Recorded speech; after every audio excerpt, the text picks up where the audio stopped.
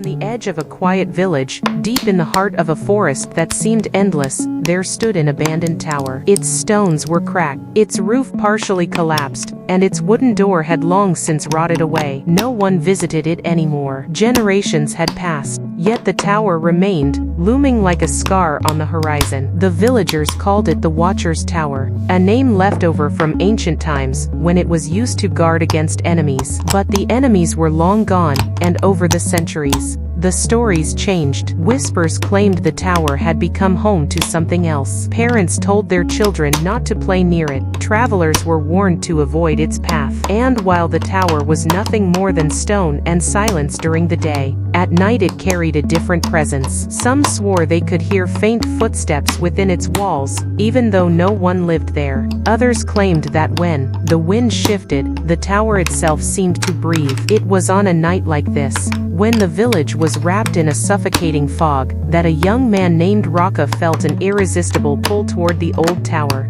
The fog lay heavy over the streets, muting even the lantern's glow. The silence was unnatural. It was the kind of silence that pressed down on the lungs, that made the heart race faster without reason. The village felt as though it was holding its breath. Raka could not sleep. His body carried him forward, step after step, until he found himself standing at the edge of the forest path that led to the tower. Each step deeper into the mist grew heavier, as though the ground itself resisted his presence. The air thickened, colder with every breath. Yet the pull of curiosity, sharper than fear, drove him onward. When the tower finally rose before him, it was darker and taller than he remembered. Against the swirling fog, it loomed like a figure, silent but alive. Its entrance was sealed by a warped wooden door, swollen from years of rain and moss. The moment his hand touched it, the wood groaned as though protesting his arrival. With effort, the door gave way, opening into darkness. Inside,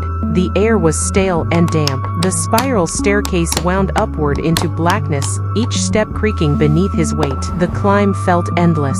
The further he ascended, the colder the air became. Shadows clung to the stone walls like living things, shifting against surfaces where no light existed. The silence inside the tower was so absolute that every breath seemed intrusive. At the top, Raka entered a chamber. There, suspended from thick iron chains, hung an enormous bell. Its bronze surface was tarnished green with age.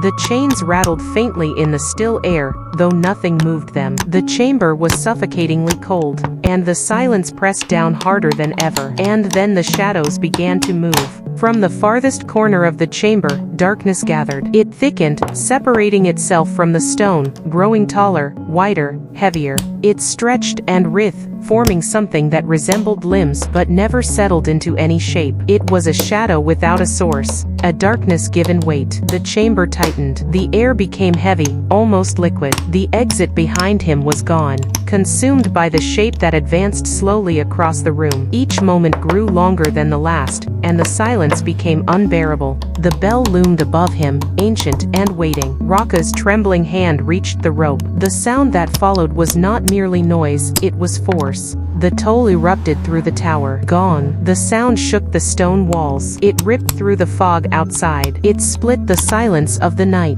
The shadow convulsed, twisting violently, as though struck by something it could not resist. The mist around the tower churned, spiraling into chaos before collapsing into nothingness. For a moment, the air was clear, the night cleansed of its weight. But the bell demanded more than sound. Raka's body began to fade. His fingers blurred, unraveling into threads of smoke. His chest grew lighter, his legs unstable. He was being drawn inward, not by the air, not by the wind, but by the bell itself. Its toll had claimed him. There was no cry, no resistance, only stillness, as though this fate had always been written. Piece by piece, his body dissolved, until nothing of him remained but the faint echo of the tolling bell. When dawn broke, the village was calm once more. The fog had lifted, the birds had returned, and life continued as though the night before had been no different from any other. The tower stood in silence, unchanged, its presence as steady and haunting as it had always been. But those who dared wander near it swore the tower was not empty.